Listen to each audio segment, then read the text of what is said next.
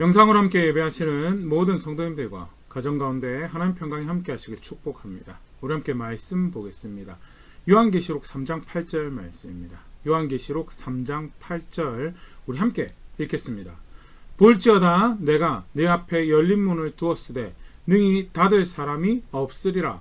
내가 너의 행위를 아노니 네가 작은 능력을 가지고서도 내 말을 지키며 내 이름을 배반하지 아니하였도다. 아멘. 함께 읽은 이 말씀은 요한계시록 3장에 기록되어 있는 빌라델비아 교회 향한 말씀 중에서 예수님께서 빌라델비아 교회를 칭찬하는 대목 우리 함께 읽었는데요.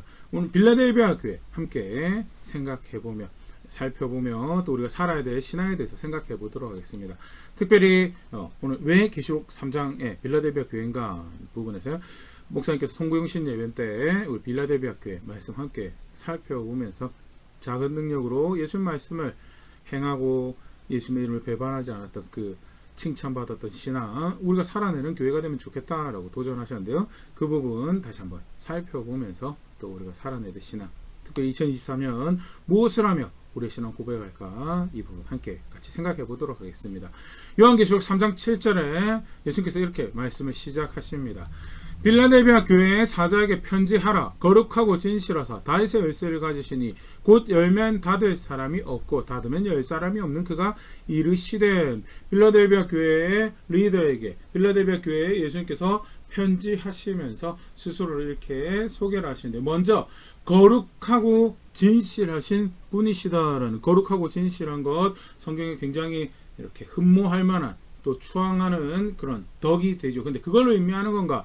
무엇보다 사실 거룩하고 진실한 것은요. 성경에 하나님의 성품으로 소개가 되어지고 있는데요. 고린도후서 1장 12절 말씀입니다. 고린도후서 1장 12절 우리가 세상에서 특별히 너희에 대하여 하나님의 거룩함과 진실함으로 행하되 육체의 지혜로 하지 아니하고 하나님의 은혜로 행함은 우리 양심이 증언하는 바니 이것이 우리의 자랑이라. 베드로가 고린도교에 편지하면서 우리가 특별히 너희를 대할 때 하나님의 거룩함과 진실함으로 대했다. 하나님의 대표적인 성품으로 언급되어 있는 게 거룩함과 진실함이고요. 오늘 본문에 예수님께서 스스로 나는 거룩하고 진실한 존재다라고 그가 교회에 대해서 이렇게 이야기한다라고 이야기할 때 그 모습은요. 물론 거룩하신 분이 또 진리에 따라 진실하게 행하신 분이 말씀하신 것도 되겠지만요. 하나님의 성품을 드러내시는 분 하나님께로부터 오셔서 하나님의 성품을 드러내시는 그가 말씀하시는 것이고 그렇게 하나님의 일을 행하시는 그가 말씀하시는 것이다 라는 그런 뉘앙스로도 우리가 분명히 볼 수가 있겠죠. 계속해서 보겠습니다. 그러면서 요한계시록 3장 7절에 뭐라고 말씀하시냐면 다윗의 열쇠를 가지시니 곧 열면 닫을 사람이 없고 닫으면 열 사람이 없는 그가 이르시되. 다윗의 열쇠를 가졌다라는 것 이것은 도대체 무엇을 의미할까? 다윗의 열쇠 다윗의 우선으로 오셔서 뭔가를 열고 닫는 그것을 이렇게 표현해서 단어 자체에서 그걸 생각해 볼 수도 있을 텐데요. 무엇보다 이 표현이 구약에 이미 사용되어졌다라는 것이 이 표현을 우리가 어떻게 이해해야 될 것을 구약에서 우리가 참고할 수 있을 것 같은데요. 이사야 22장 20절부터 22절 말씀입니다. 그날에 내가 hil기야의 아들 내 종 엘리야김을 불러 너의 옷을 그에게 입히며 너의 띠를 그에게 띄워 힘있게 하고 너의 정권을 그의 손에 맡기리니 그가 예루살렘 주민과 유다의 집에 아비가 될 것이며 내가 또 다윗의 집의 열쇠를 그의 어깨에 두리니 그가 열면 닫을 자가 없고 닫으면 열 자가 없으리라 하면서요. hil기야의 아들 엘리야김을 불러서 다윗의 집의 열쇠를 맡긴다라고 그리고 그가 열면 닫을 자가 없고 닫으면 열 자가 없겠다라는 표현이 등장을 하고 있고요.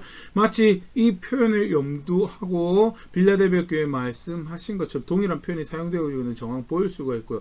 그러면 엘리야김은 뭐하는 사람이었는가? 그 앞에 재무를 그러니까 나라의 국간을 담당하던 대신이 하나님 앞에 너 잘못했다고 정죄를 받고 그 다음에 세워지는 인물이 엘리야김이고요. 엘리야김에게 다윗의 집 열쇠를 맡겼다라는 것은 유다의 국간을 그에게 나라의 국고를 그에게 맡겨서 관리하도록 한다라는 것을 의미하고 그가 펼쳐내는 일에 있어서 하나님께서 그와 함께 할 것이다라는 것이 그가 열면 닫을 자가 없고 닫으면 열 자가 없으리라라는 표현 24절에 실제로 그런 표현이 등장을 하는데요. 그의 아버지 집의 모든 영광이 그 위에 걸리리니 그의 후손과 족속되는 각 작은 그릇 곧 종지부터 모든 항아리까지 가장 작은 그릇, 종지에서부터 항아리까지 다 관리하는 사람이 다윗의 열쇠를 가졌다라는 엘리야김이 될 것이고, 엘리야김이 다윗의 열쇠를 가지고 열면 닫을 사람이 있고 닫으면 열 사람이 없다라는 것은 바로 하나님 나라를 예표하는 유다의 국고를 그에게 담당한다라는 그런 표현이고, 예수님께서 다윗의 열쇠를 가지고 열면 닫을 사람이 있고 닫으면 열 사람이 없다는 표현은 그럼 무엇을 의미하는가? 하나님 나라죠. 남유다가 예표했던 것이, 이스라엘을 예표했던 것이 하나님 나라고, 하나님 나라의 유업을 허락하시는 분이시던, 그가 하시고자 하시는 일에 막을 사람이 없고 장애도 어떤 것도 될 수 없고, 그가 허락하시는 은혜를 그가 주시고자 할 때 그것은 반드시 그렇게 이루어지는 그런 놀라운 축복이 된다라는 사실. 거룩하고 진실하서 하나님 뜻을 펼쳐내시고 하나님 나라 유업을 그렇게 교회와 성도에게 받을 만 합당한 자들에게 나누시는 그런 하나님의 아들이 빌라델비아 교회 이렇게 이야기를 한다라고 하시면서 하셨던 말씀이 오늘 요절로 읽었던 말씀입니다. 요한계시록 3장 8절, 볼지어다 내가 너의 앞에 열린 문을 두었으되 능히 닫을 사람이 없으리라. 내가 너의 행위를 아노니 네가 작은 능력을 가지고서도 내 말을 지키면 내 이름을 배반하지 아니하였도다. 라면서 학자들이 빌라델비아 교회를 예수님께 칭찬하시는 그런 대목이라고 말씀하시는 이야기를 하는데요. 작은 능력을 가지고서도 실제로 학자들이 볼 때 빌라델비아 교회는 작은 교회였더라고요. 특별히 그 앞에 4대 교회 또 라오디게아 교회 주변 일대 교회에 비할 때 빌라델비아는 인구도 적고 도시 자체 인구가 적기 때문에 교회에 참여하는 사람들도, 공동체를 이루는 인원들도 작고, 인원이 작다라는 것은 활동할 수 있는 재정도 작다라는 것을 여러 가지로 작은 교회가 빌라델비아 교회였다라고. 요한계시록 3장 1절 우리 같이 비교를 해보면 그 앞에 등장한 4대 교회입니다.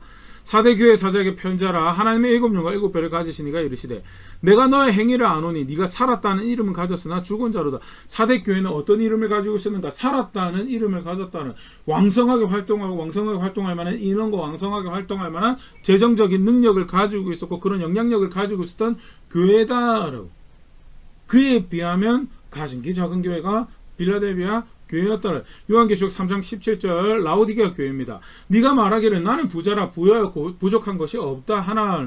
라오디게아 교회 스스로를 부유하더라. 우린 충분히 누리고 있고 충분히 가지고 있다. 그런 교회에 비하면 작은 교회가 빌라델비아 교회. 어떻게 보잘것없고 그들이 뭔가 활동을 한다는, 그들이 섬긴다는 것, 재정적인 능력으로 또는 인적 구선으로, 인적 자원으로 뭔가를 한다는 거, 굉장히 보잘것이 없게 보여지는 그런 교회, 그게 사실은 작은 능력을 가지고 있다라고는 빌라델비아 교회의 모습인데, 그런데 그들의 이야기가 거기서 끝나지 않죠. 그냥 작은 교회다라고 거기서 끝나지 않고 예수께서 뭐라고 하시냐면 네가 그 작은 능력을 가지고도 내 말을 지키면 내 이름을 배반하지 않았다. 예수님 말씀을 지키면 예수님의 이름을 배반하지 않았다. 예수님 말씀 지키는 거 사실 문자 그대로 예수님 말씀 따라 살았다는 거 굉장히 잘하는 모습이고, 근데 사실 그 뒤에 예수님의 이름을 배반하지 않았다는, 사실 똑같은 표현인데요. 예수님의 이름을 배반하지 않았다는 거 조금 중점적으로 또 생각을 해보면요. 예수님의 이름을 배반하지 않았다는 것이 무엇을 의미하는가? 당연히 예수님 배반하지 않았다는 것을 이야기를 하죠. 그럼 예수님의 이름을 배반하지 않을까? 사실 성경에 하나님의 이름을 배반했다라는 그런 뉘앙스로 소개되어진 장면들이 있는데 몇 장면 같이 살펴보면요. 레위기 18장 21절 말씀입니다. 너는 결탄코 자녀를 몰렉에게 주어 불로 통과하게 함으로 너의 하나님의 이름을 욕되게 하지 말라. 나는 여호와니라면서 하나님의 이름을 욕되게 하는 게 그게 사실 다름 아닌 배반하는, 하나님의 이름을 배반하는 거죠.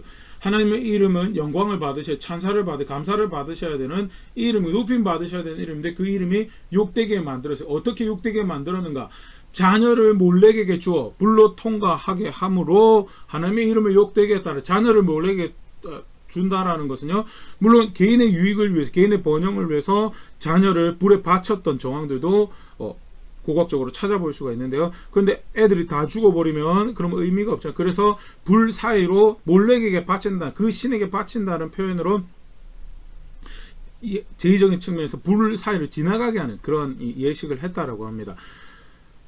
몰렉에게 자식을 왜 줄까요? 여호와 하나님이 구원이라고 하는데 몰렉이 더 유력할 것 같고, 그 땅에 살아갈 때 주변에 관계를 맺고 살아갈 때 몰렉의 더 유력하고 더 힘이 되고 더 유능한 것 같거든. 그래서 구원은 하나님이라고 하는데 몰래게 가서 구원을 바라고 몰래게 도움을 구하고 하는 그 모습이 자녀를, 특별히 가장 소중하다고 여겨지는 자녀를 몰래게 바치는 게 결국 그런 정황에서 드러나는 거고요. 스스로는 하나님이 여호와 하나님 구원이라고 하지만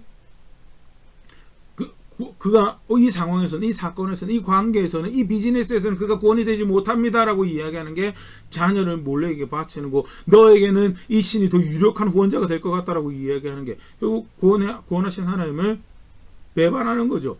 그리고 존중하지 않는 거고. 근데 그게 뭐냐? 그게 그 이름을 배반하는, 그 이름 욕되게 하는 것이다라고 성경을 소개하고요. 레위기 19장 12절 말씀입니다. 너희는 내 이름으로 거짓 맹세함으로 너의 하나님의 이름을 욕되게 하지 말라. 나는 여호와니라.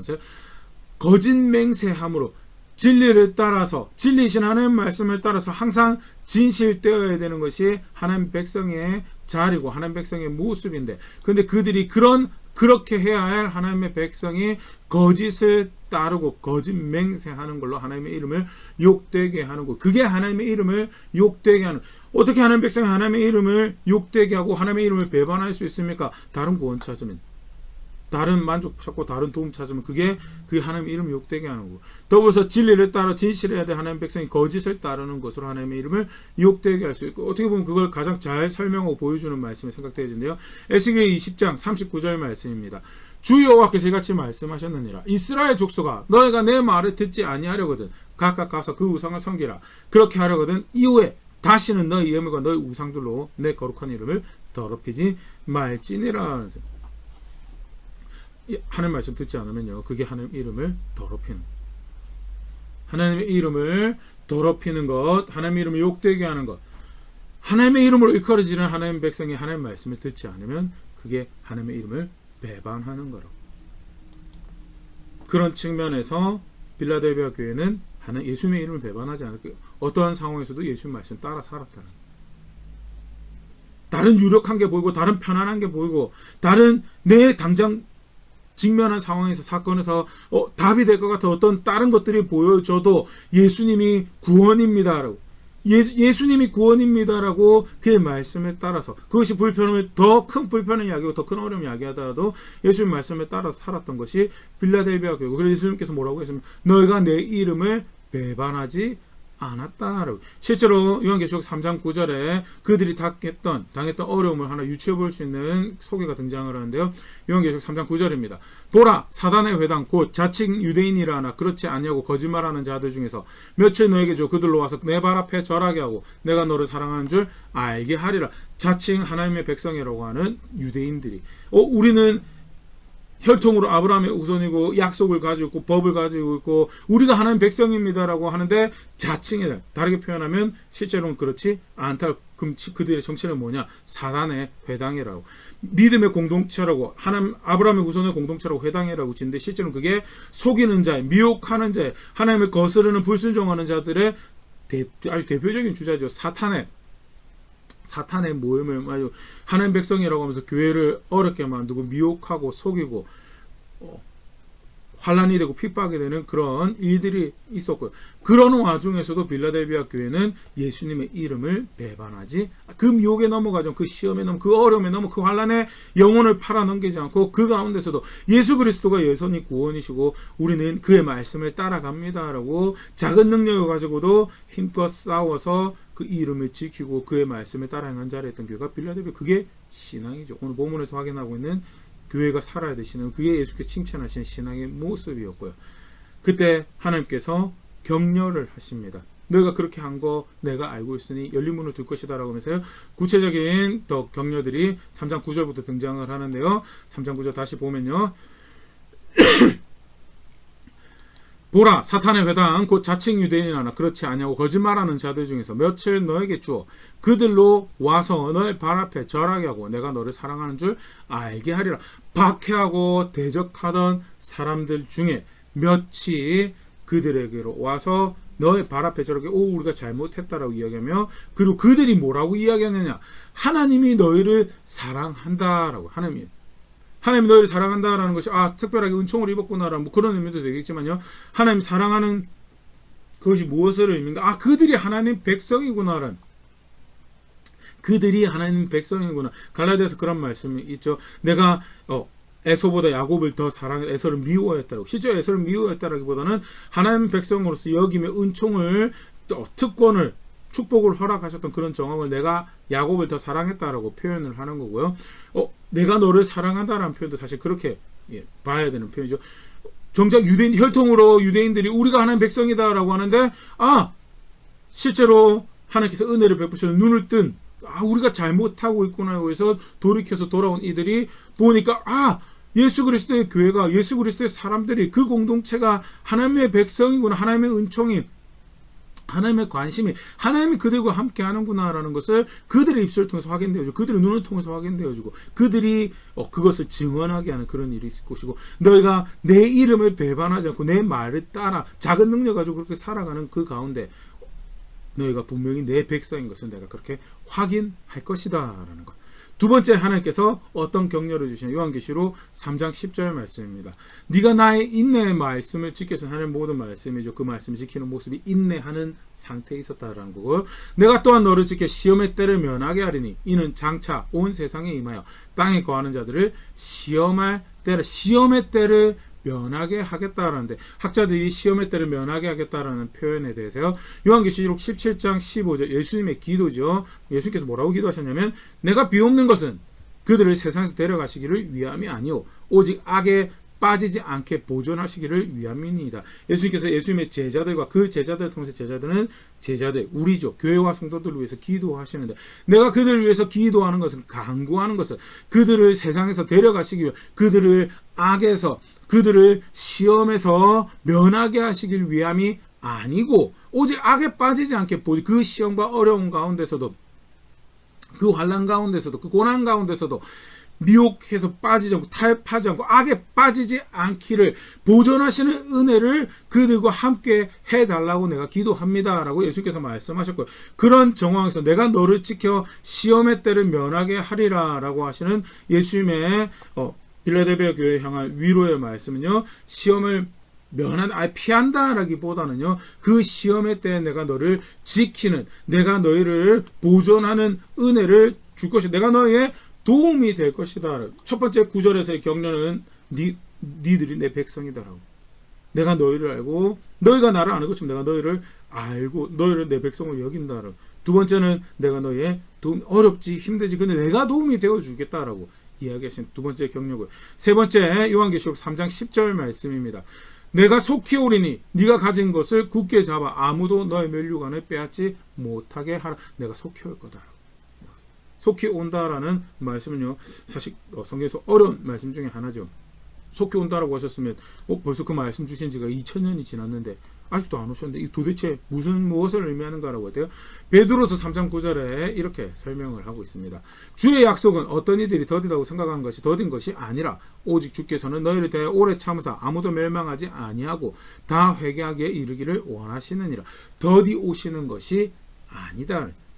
그럼 속히 온다라는 말은요, 하나님 뜻하신 대로 계획하신 대로 지체하지 않고 어떤 연기나 어떤 유보 없이 지체하지 않고 내가 약속한 대로 올 것이고 내가 너희 그렇게 구원을 완성할 것이다 라는 것을 의미하는 거고요. 빌라델비아 교회 내가 그렇게 속히 올 거다. 내가 너에게 속히 올 거다. 그러면서 뭐라고 말씀하시냐면, 너에게 가진 것을 굳게 잡아, 네가 가진 것을 굳게 잡아 아무도 너의 면류관을 빼앗지 못하게 하라 하면서, 가진 것을 굳게 잡아 너의 여기서 면류관은요, 구원을 의미하는 거죠. 여기서 면류관은 디모데후서 2장 5절 말씀입니다. 디모데후서 2장 5절 경계하는 자가 법대로 경계하지 않으면 승려관을 얻지 못할 것이며, 그래서 경계하는 자가 1등만 받는 게 아니고요, 법대로 룰대로 경기를 끝낸 자가 받는 관이 있는 거고, 그 구원을 의미하는 거죠. 오늘 본문에서 빌라델비아 교회에서도요, 네가 가진 면류관을 빼앗지 못, 예수님의 이름을 배반하지 않고 어떤 상황에서도 예수님 말씀 따라서 적은 능력 가지고 살아가도 그게 진짜 나를 믿는 거거든. 그런 너에게는 이미 구원의 약속, 구원이 이르렀고 면류관이 주어졌다라고. 그러니까 내가 올 때까지 그것을 빼앗기지 말라. 빼앗기지 말라. 이미 너의 구원이 주어졌고 내가 지체하지 않고 와서 약속한 구원을 완성할 것이고, 참고로 또 중요한 신앙의 모습이죠. 그 사이에 우리에게 주어진 시간, 그 사이에 빌라델비아에 주어진 시간은 지금 오늘 우리가 걸어가고 있는 그 시간은 뭐하는 시간인가? 그것을 굳게 잡고 인내하는 시간이에요. 지켜야 될 것 지키며 자기 자리를 지키는 시간이다라는 히브리서 3장 14절 동일한 이해를 다시 확인하고 있죠. 우리가 시작할 때 확실한 것을 끝까지 견고히 잡고 있으면 그리스도와 함께 참여한 자가 되리라 하면서 끝까지 견고히 잡고 있는 게 신앙이 굉장히 중요한 한 모습이죠. 예수님 말씀 따르는 거 중요한 모습입니다. 근데 이벤트처럼 한번 안 해본 사람 예수님 말씀 안 따라 살아본 사람 어디 있습니까? 이벤트처럼 한 번씩 간헐적으로 하는 거 그거는 신앙이라고 하지 않죠. 예수님 말씀 따라서 시작할 때 확실한 것을 끝까지 견고히 잡고 처음에 그를 주로 알았으면 끝까지 그가 주인 거예요. 어느 상황에서도 걸어가는 매 걸음에 매 순간에 매 상황에 그가 주가 되시고 왕이 되시고 구원이 되시는 게 어떤 상황에서 그래서 다른 구원 바라지 않고 다른 만족 불편한 해소를 다른 해답을 찾는 것이 아니라 예수님이 구원입니다라고 그 말씀 쫓아 살아가는 것이 그게 끝까지 굳게 붙잡는 것이고 신앙의 중요한 모습이며 그거 잡고 있으라고. 왜? 이미 구원이 넌 바른 신앙 고백에 이미 구원이 너에게 주고 있고 내가 지체하지 않고 올 것이라고. 내가 지체하지 않고 올 것이니까 꼭 그렇게 너의 구원을 이루라라고 말씀하시는 것이 세 번째 격려죠. 내 백성이다. 내가 너희를 안다라고. 내가 도와줄게요. 내가 속히 올 것이니까 가지고 있는 거 놓치지 말고 끝까지 달려가자라고 그렇게 격려하시면서 마지막에 약속을 준 요한계시록 3장 12절 말씀입니다. 이기는 자는 내 하나님 성전의 기둥이 되게 하리니 그가 결코 다시 나가지 아니하리라. 내가 하나님의 이름과 하나님의 성 곧 하늘에서 내 하나님께로부터 내려오는 새 예루살렘의 이름과 나의 새 이름을 그 위에 기록하리라. 여기서 이기는 자는 앞에 우리가 쭉 살펴봤던 빌라델비아 교회의 신앙의 모습이죠. 적은 능력을 가지고 예수님 말씀 지키며 예수님의 이름을 배반하지 않는 것. 어떤 상황에서도 예수님이 구원이고 그래서 그의 말씀을 따라서 작은 능력, 비단 작은 능력, 보잘것없는 능력이지만 예수님 말씀 따라서 열심히 순종하는 자리에 있는 것. 그것을 굳게 잡아서 끝까지 해내고 있는 것이 그게 여기서 말하는 이기는 자죠. 그렇게 하면 그렇게 신앙을 지키면 어떻게 하느냐 두 가지 약속을 주시는데요. 하나님의 성전의 기둥이 되게 하겠다라고. 하나님 성전의 기둥이 되는 거 하나님 계신 곳에 함께 하는 거죠. 근데 그런 부연 설명이 뭐냐? 그가 결코 다시 나가지 아니하리라면서요. 성전에서 기둥이 나가는 일이 있었던가? 있었죠, 사실은.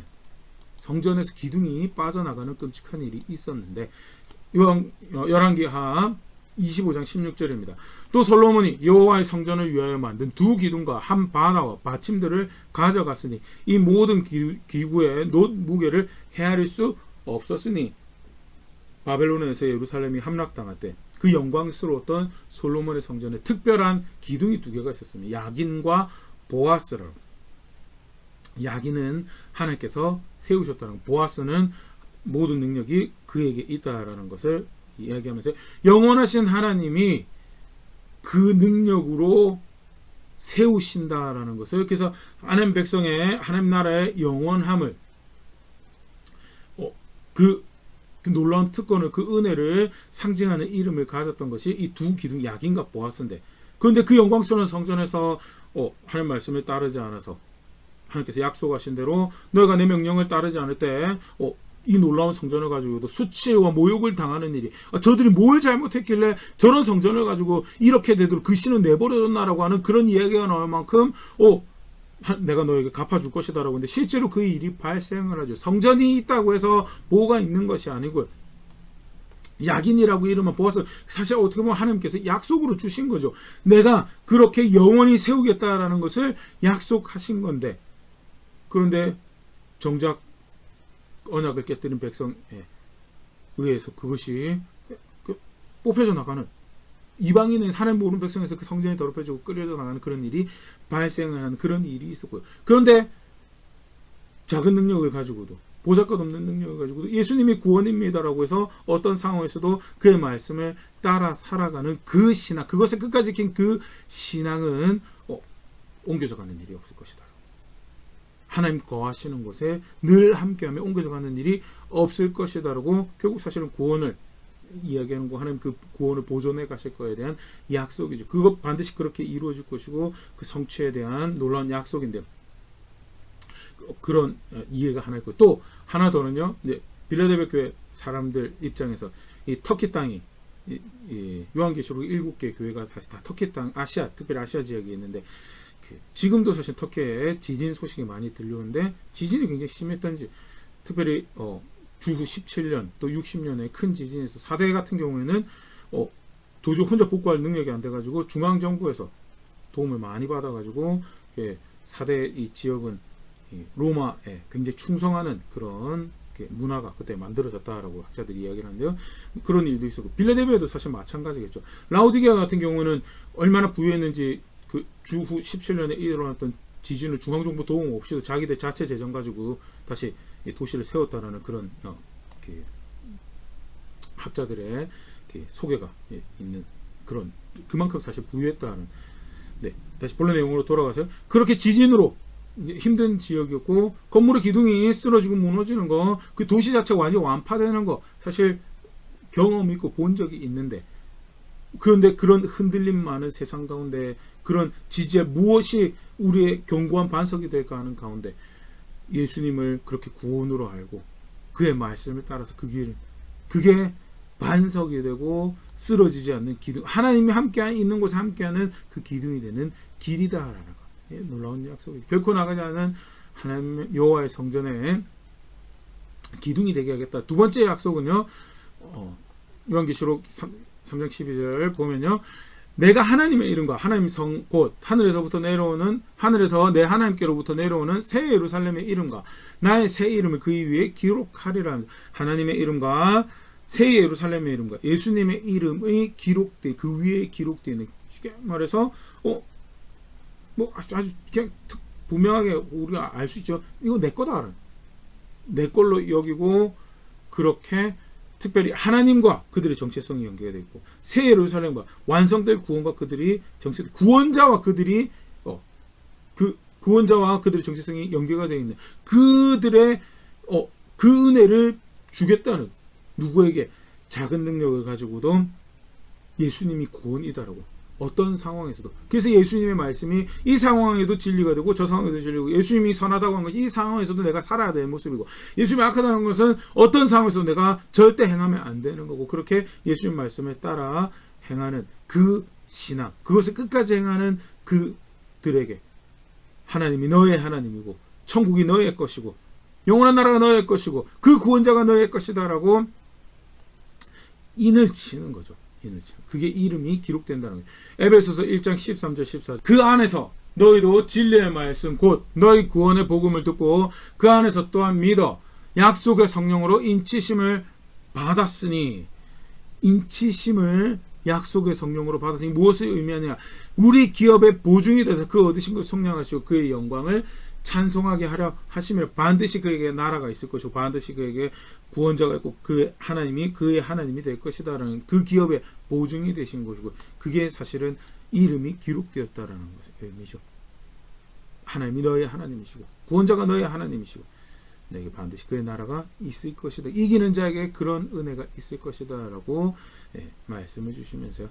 빌라델비아 교회 위로하시면서 요한계시록 3장 13절 중요한 말씀이죠.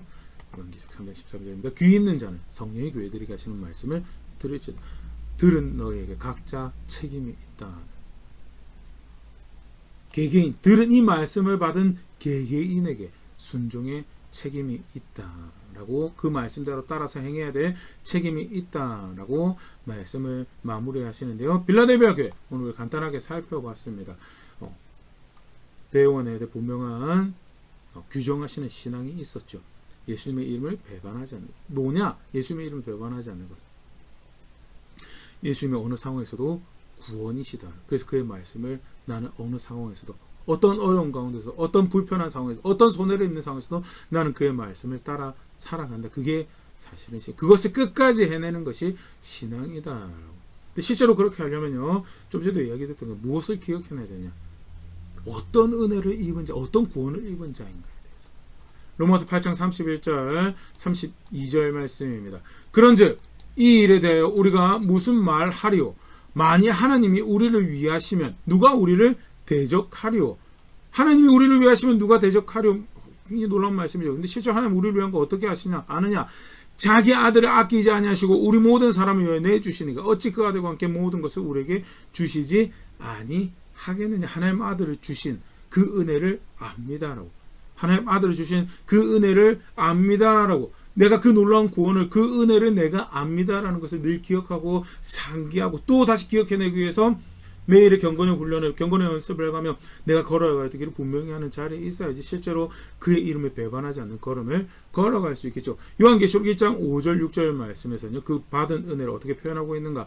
우리를 사랑하사 그의 피로, 요한계시록 1장 5절 하반절입니다. 우리를 사랑하사 그의 피로 우리의 죄에서 우리를 해방하시고 그의 아버지의 하나님을 위하여 우리를 나라와 제사장으로 삼으신 그에게 영광과 능력이 세세토록 있기를 원하나이다. 원하노라. 아멘.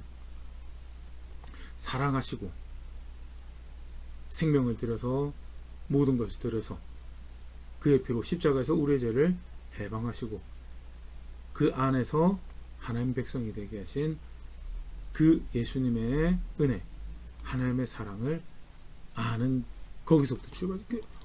다른 위함을, 다른 돌봄을 아느냐라고, 다른 구원을 아는, 다른 사랑을, 이거보다 더 위대한 나를 위한다라는 것을 아느냐? 없다는.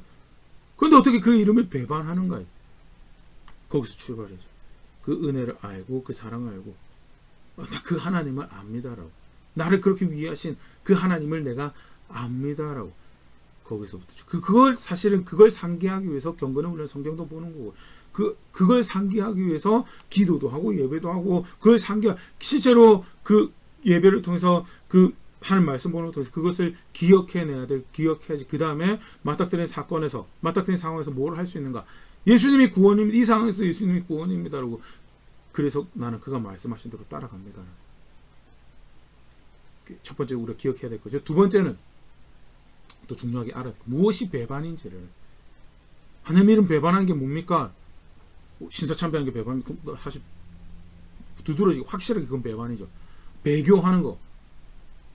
이제 전 더 이상 기독교가 아니고 불교입니다. 전 다른 종교 섬기겠습니다. 그 배반이죠. 그건 확실하면. 근데 그것만 배반이냐? 오늘 우리가 살펴봐주면요. 하나님의 이름으로 일컬어지는 백성이 하나님 말씀을 듣지 않겠다라고 했대. 진리를 따라서 진실하다라고 하지 않을 때, 구원이신 하나님을 말고 다른 만족과 다른 구원 찾을 때, 그게 뭐야? 하나님의 이름을 배반하는 것들. 마태복음 21장 28절부터 예수님 비유 하나 보고 오늘 마무리하려고 합니다. 그러나 너희 생각에는 어떠하냐? 어떤 사람에게 두 아들이 있는데 맏아들에게 가서 이르되 오늘 포도원에 가서 일하라 하니 대답하여 이르되 아버지여 가겠나이다 하더니 가지 아니하고, 둘째 아들에게 가서 또 그와 같이 말하니 대답하여 이르되 실소이다 하였다가 그 후에 뉘우치고 갔으니 그 둘 중에 누가 아버지의 뜻대로 하였느뇨? 이르되 둘째 아들이니이다. 예수께서 그들에게 이르시되 내가 진실로 너에게 이르노니 세리들과 창녀들이 너희보다 먼저 하나님 나라에 들어가리라는 비유로 예수님께서 말씀하신 건데요. 가겠다고 안 가는 첫째 아들이고, 안 가겠다고 간 둘째 아들. 쉽게 말해서 우리는 하나님 백성입니다라고, 우리는 여호와 하나님을 나의 구원으로 알고 그렇게 살아갈 것입니다라고 하고, 실제로 하나님을 구원으로 여기지 않아요. 하나님 말씀 존중하지 않아요.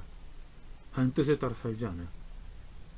반대로 자기 마음대로 행하고 살고 놀고, 여기 대표적인 세리와 창녀로 소개가 되죠. 자기 마음대로 살아가다가 이렇게 하면 안 되는데 하고, 실제로 아버지가 가라는 대로 포도원을 가는, 아버지 말씀 따라 아버지 뜻을 쫓아서 포도원을 가는 그런 선택을 한 것. 다르게 표현하면요, 그냥 막 살다가 그래도 자기 뜻, 자기 기분을 조심해서 내가 그래도 예수님 믿는데 내가 이렇게 하는 게 바른 것 같은데, 그래서 예수님 말씀 따라 겸손하게 하나 배워가며 실제로 그렇게 살아가는 그런 자리에 누가 배반한 거냐? 누가 배반한 거냐? 대답은 찰떡같이 잘해요. 영적 기도도 했어요. 교회는 내가 몇 년을 다녔는데요. 근데 예수님 말씀 하나 따라 살지 않아요. 불편한 거 생기면 그거 해결해 줄 수 있는 답 쫓아가고요. 손해볼 거 생각하면 어떻게 해서는 손해 안 보일 수 있는 세상 방식 쫓아서 손해보지 않고 살아가고요. 더 누릴 수 있는 길이 생기면 더 누리기 위해서 양심 팔고 예수님 말씀 팔고 하나님 뭐 기뻐하시는지 거룩한 거 다 팔아넘기고 더 누릴 수 있는 거 쫓아가서 그렇게 살아가고요. 그걸 성경에서 뭐라는 그걸 배반이라고, 배신이라고. 그의 이름을 배반한 그게 배신이라고. 다른 게 배신이 아니고요. 물론 더 큰 배신들이 있죠. 근데 그거 안 하면 배신 안 했다고 생각하면 사실은 오늘 마지막에 우리가 봤던 비유에서 유대 종교 지도자들이 우린 배신 안 했는데요 라고 하는 거랑 똑같은 거. 결국 사실 그들이 배신했다는 것을 어디에서 드러내죠? 하나님 아들을 얻는데 영접하지 않고 그 아들을 대적하여 죽이는 선택. 세상과 연합하여서 그 하나님 아들을 죽이는 선택을 했던 것이. 그게 그들이 배반했다는 거. 멀쩡한 척 교회 다니고 예수 믿는 척하면서 기도하면서 성경 다 보면서 예수님 배반할 수 있구나. 뭐가 배반이냐? 하나님의 이름을 일컬어진 하나님 백성이 하나님 말씀 따라 살지 않을 때, 그가 정의롭다는 거, 그가 선하다라는 거, 그가 옳다라는 거 따라 살지 않을 때 그게 배반이고요. 그렇게 진리를 따라 진실해야 될 하나님 백성이 진리에 따라 진실하지 않으면 그게 배반이고요. 다른 만족 찾고 다른 구원 찾고 다른 도움 찾으면 그게 배반이고, 어떻게 해서든 그래서 배반하지 않고 예수님의 이름으로 일컬어진다는 그 놀라운 특권과 사랑 알고, 그래서 나는 다른 구원을 알지 못합니다. 나는 이 상황에서도 예수님이 구원인 것을 알고 있습니다. 고백하는 것.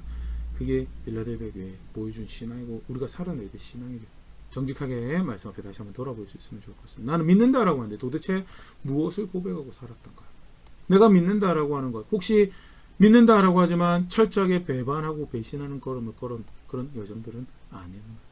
다른 기쁨 쫓아 다른 만족 쫓아 그걸 위해서 기꺼이 예수님 말씀을 마치 존재하지도 않는 것처럼 버려버리고, 사랑한다는 것, 좋아한다는 그것만 취해가지고 이래도 되겠지라고 스스로 신학을 만들어서 성경에도 있지 않은 신앙대에서 걸어냈던 그런 모습들을 말씀 정직하게 돌아볼 수 있으면 좋을 것 같고, 2024년 새롭게 시작합니다. 마음을 깨우고 생각을 깨우고 걸음들을 구체적으로 걸어가기 위해서 분명한 방향을 설정하는 우리 될 수 있으면 좋을 것 같고요. 구체적으로 가르치시는 대로 예수님 말씀 따라 하나하나 걸어가며 내가 그 사랑합니다. 그 구원을 합니다. 내가 다른 구원은 뭐 다른 도 근데 그거보다 큰 게 어디 있었다고 내가 다른 거 보겠습니까? 라고 실제로 걸음걸음 순간순간 걸어내는 자리는 그건 제가 될 수 있으면 좋을 거고, 그렇게 함께 성숙해져가는 교회 우리 될 수 있으면 좋을 것 같습니다.